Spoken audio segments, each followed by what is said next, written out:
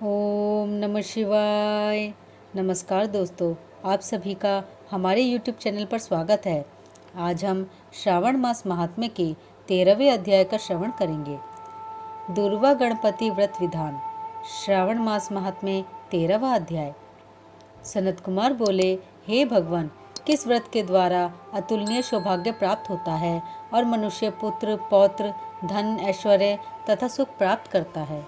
हे महादेव, व्रतों में उत्तम उस व्रत को आप मुझे बताएं। ईश्वर बोले, हे सनत कुमार, तीनों लोकों में विख्यात दुर्वा गणपति व्रत है। सर्वप्रथम भगवती पार्वती ने श्रद्धा के साथ इस व्रत को किया था। हे मुनि सत्तम, इसी प्रकार पूर्व में सरस्वती, महेंद्र, विष्णु, कुबेर, अन्य देवता, मुनिजन, गंधर्व, किन्नर, इन सभी ने भी इस व्रत को किया था। श्रावण मास के शुक्ल पक्ष की शुद्ध व महापुण्यदायिनी चतुर्थी तिथि को इस व्रत को करना चाहिए, क्योंकि उसी दिन सभी पाप समूह का नाश हो जाएगा।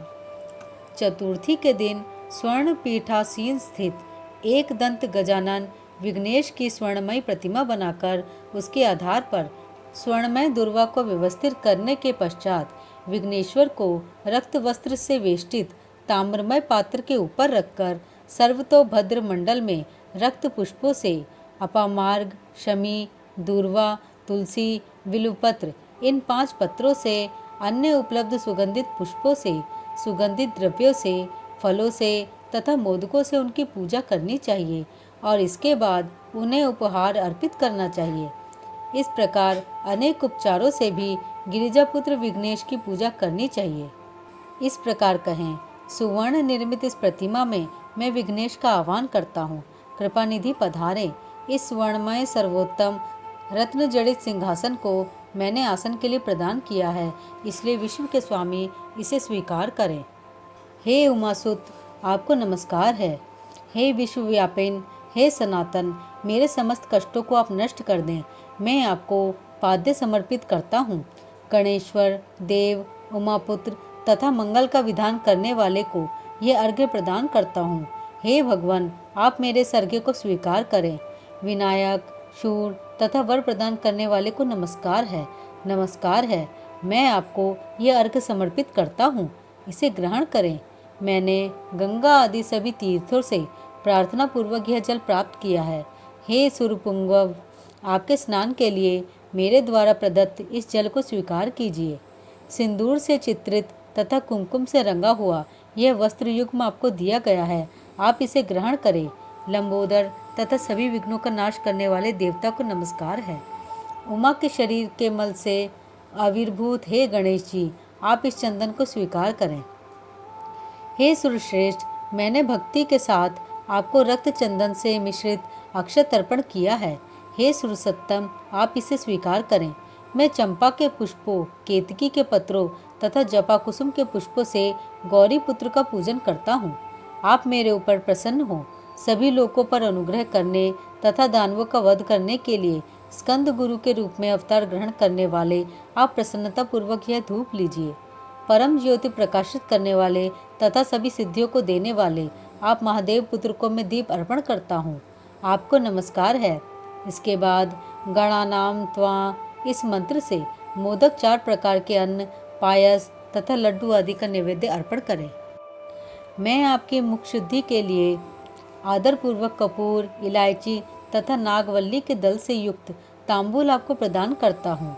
हिरण्य गर्भ के गर्भ में स्थित अग्नि के सुवर्ण बीज को मैं दक्षिणा रूप में आपको प्रदान करता हूँ, अतः आप मुझे शांति प्रदान कीजिए।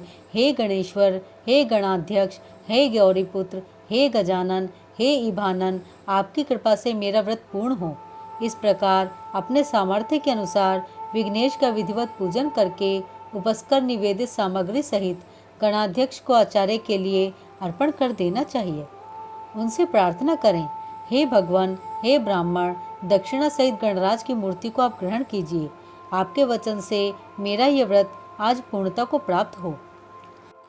जो मनुष्य 5 वर्ष तक इस प्रकार व्रत करके उद्यापन करता है, वह वांछित मनोरथों को प्राप्त करता है और देहांत के बाद शिवलोक को जाता है। अथवा 3 वर्ष तक जो इस व्रत को करता है, वह सभी सिद्धियां प्राप्त करता है। जो व्यक्ति उद्यापन के बिना ही इस उत्तम व्रत को करता है, विधि के अनुसार भी उसका जो कुछ किया हुआ होता है वह सब निष्फल हो जाता है। अब उद्यापन विधि बताई जाती है। उद्यापन के दिन प्रातःकाल तिलों से स्नान करें। उसके बाद व्यक्ति एक पल या आधा पल या उसके भी आधे पल के स्वर्ण की गणपति की प्रतिमा बनाकर पंचगव्य से स्नान कराकर भक्ति तथा श्रद्धा के साथ इन 10 नाम मंत्रों से दूर्वादलों से सम्यक पूजन करें। हे गणाधीश, हे उमापुत्र, हे यज्ञनाशन, हे विनायक, हे ईशपुत्र, हे सर्वसिद्धि प्रदायक, हे एकदंत, हे इभवक्त्र, हे मूषक वाहन, आपको नमस्कार है। आप कुमार गुरु को नमस्कार है। इन नाम पदों से पृथक पृथक पूजन करें। पहले दिन अधिवासन करके प्रातःकाल ग्रह होम करके दुर्वादलों तथा मोदकों से होम करना चाहिए। उसके बाद पूर्णाहुति देकर आचार्य आदि का विधिवत पूजन करना चाहिए और घट तुल्य थनों वाली गाय का दान अपनी सामर्थ्य के अनुसार करना चाहिए। हे वत्स, इस प्रकार व्रत करने पर मनुष्य सभी मनोरथों को प्राप्त कर लेता है। हे सनत कुमार, अपने प्रिय पुत्र गणेश के व्रत करने से संतुष्ट होकर मैं उस मनुष्य को पृथ्वी पर सभी सुख प्रदान करके अंत में उसे सद्गति देता हूँ। जैसे दुर्वा अपनी शाखा प्रशाखाओं के द्वारा वृद्धि को प्राप्त होती है, उसी प्रकार उस मनुष्य की पुत्र पौत्र आदि संतति निरंतर बढ़ती रहती है। हे सनत कुमार, मैंने दुर्वा गणपति का यह अत्यंत गोपनीय व्रत कहा है। सुख चाहने वालों को इस सर्वोत्कृष्ट व्रत को करना चाहिए। इस प्रकार श्री स्कंद पुराण के अंतर्गत ईश्वर सनत कुमार संवाद में श्रावण मास महात्म्य में दुर्वा गणपति व्रत कथन नामक 13वां अध्याय पूर्ण हुआ। ओम नमः शिवाय।